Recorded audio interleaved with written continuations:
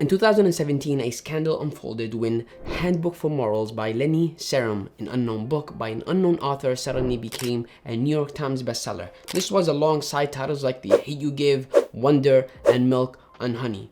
And Twitter did not let it go. An investigation was kicked in, and the New York Times found out that the publisher was mass purchasing the book so that it can become in their bestseller list. Eventually, the book got kicked out of the bestseller list. This raises very important questions like, how do books actually become in the New York Times bestseller list? Is it a fair process, and can you still manipulate your way into it? And in this video, we will be answering all of these questions, and you will get an idea or an insight of whether New York Times bestseller list is a worthy goal for you to pursue as a writer or not. Hi friends, my name is Mohammed and I'm a writer, and in this channel we demystify the writing process and talk about tools and habits that make writing joyful. First, let's talk about what is the impact of a book ranking in the New York Times bestseller list. On the one hand, it actually increases the book sales, and I know it's already in the New York Times bestseller list, which means it already proven to be selling a lot, but then at the list, it even sells more. And some studies even argue for an author or first time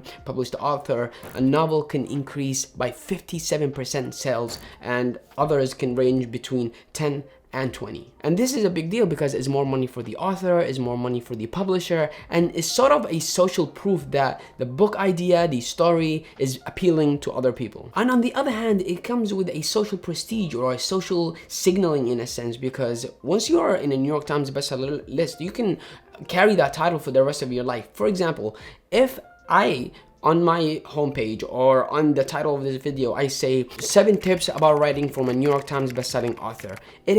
This authority is very different, or will be perceived very different, even welcomed and clicked more by others than if it is some random guy whose name is Mohammed, just like me, who is offering advice just because he's been writing for the past 10 years or has a writing degree. It is not the same. The New York Times bestseller list has a social prestige that can even offer you opportunities in speaking gigs, in readings, and in places that otherwise you would not be able to join. I mean, this is why on the bio of every author that have been in the New York Times bestseller list, even if there was 1 week, you will see them a New York Times bestselling author. And in all the following books that they will publish, you will see them the New York Times bestselling author of the book that they published before, and this is the new book. Because once you see that on a cover, then you are more willing to buy it, because this author has proven to write a book that made it to the most prestigious list on the literary world. Even I think today, this is why we still follow the traditional publishing model, which is a model that makes less sense for the available resources that we have today. I mean, you get this big publisher that gives you pennies on the dollar for an idea that you've been working on, or a story that you've been working on for years. Some people work on it for 10 years. And then they give you an advance, and if you are a first time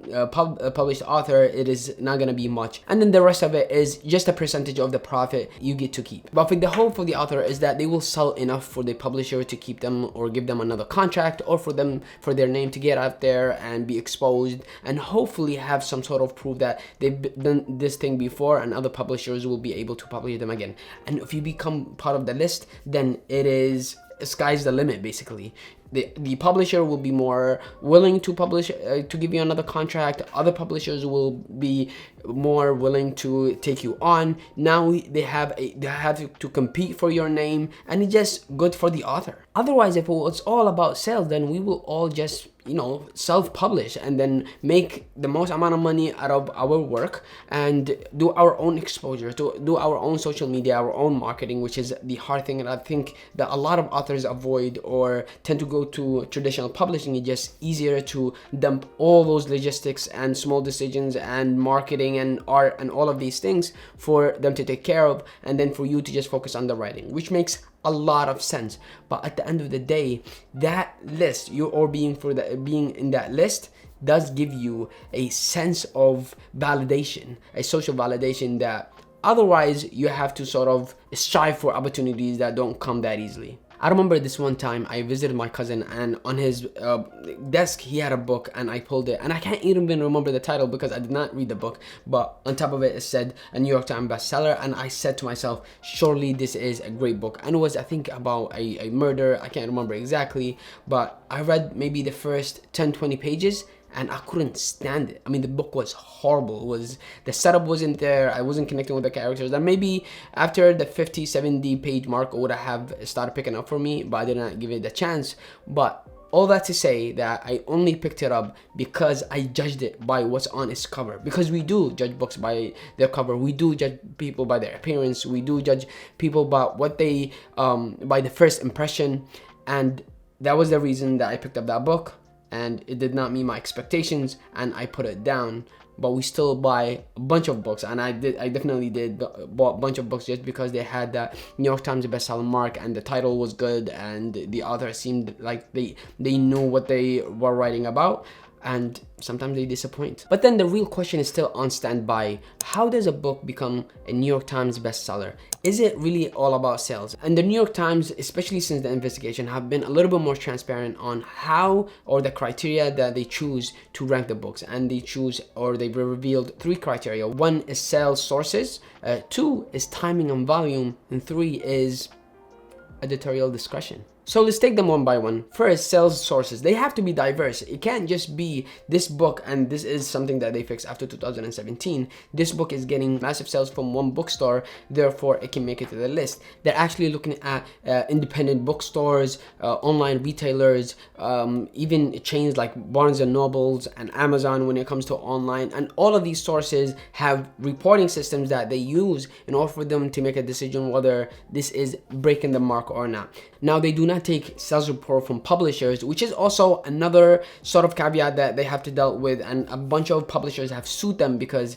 they have argued that their books, particular titles that they published, have gone across the the numbers that they say. And some of the numbers that they have thrown out there is that a book have to be published or have to sell 5,000 copies a week in order for it to make it to the list. I mean, that number also varies based on the list, whether it is fiction, non-fiction, or the other ones. But at the core of it, publishers have found that their books have sold with their own reporting systems, certain number of books, and then they did not make it to the list and have sued the New York Times, but we'll talk about that a little bit later. The second point, which is sales and volume, which is, I already started covering it by giving the numbers, but then it's also very, very important, when is the book being published? For example, this is why we see a lot of publishers, or all the publishers, do a lot of marketing before the book is released, because that gives it a better chance for it to make it to the list. If it is being sold or being bought so much,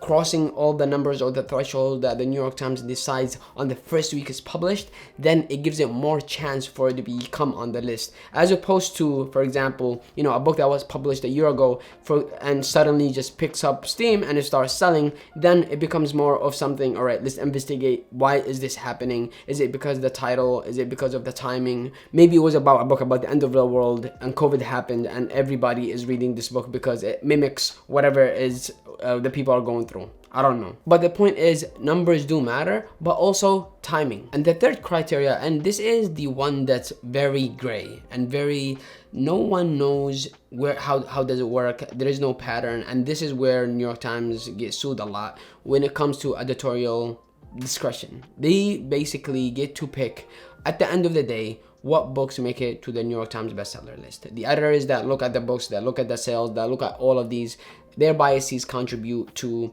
the, including the list. So a lot of right-wing writers who write things about the Republican Party, or even like just issues when it comes to the right versus the left, they tend to say or argue that the New York Times does not give them a fair share for, the work that they have put on. Now, I'm not entirely sure if that's true or not, but then the idea still stands, is that at the end of the day, if there is a person behind all of these criteria that the New York Times have set, and they get to decide whether the book ranks or not, then it is a bias. And at the end of the day, it's gonna be about whether that they feeling well that day, or whether they feel related to the experience of the book is offering, or they think the idea that the book is presenting is valuable for, our culture. So with all of that in mind, is it a worthy goal to pursue, to become or to rank in the New York Times bestseller list? And here where it gets interesting for me, I think, because we all who are writers, artists, we are trying to create art write so that we can sustain ourselves, though, so that we can get paid by it, so that we can continue to do a lot more of it. But we do not live in an age where artists, writers get rewarded in a way where, like, for example, engineers. And I don't want to talk about whether that's fair or not. But the conversation that's more interesting for me is that if you are someone who is pursuing as an artist, as a writer, a list like the New York Times bestseller list, it is very, very unlikely that you will be able to get ranked and have the stamina to keep going versus someone who is doing it not for the list, not for the prestige, but doing it for the art itself. And I think if you pursue material things like money, ranking on the list, or fame, by doing the art, then you will tend to make decisions on while creating the art that will appeal to the person on the other side who gets to decide whether you get that reward or not. And that plays with the integrity of the art itself. So if I want to rank on the list, I think I would not write a book about Yemen and Yemenis or Yemeni American. These are people that they don't talk about them enough on mainstream media, and when we talk about them, they're either poor or bombing someone, or like it's always a bad picture. So to write about a Yemeni American who is in New York City, it's not that interesting. There's got to be a balance. Writers need to make money, they need to live, they need to make a name for themselves so that they can sell and do more of what they love to do.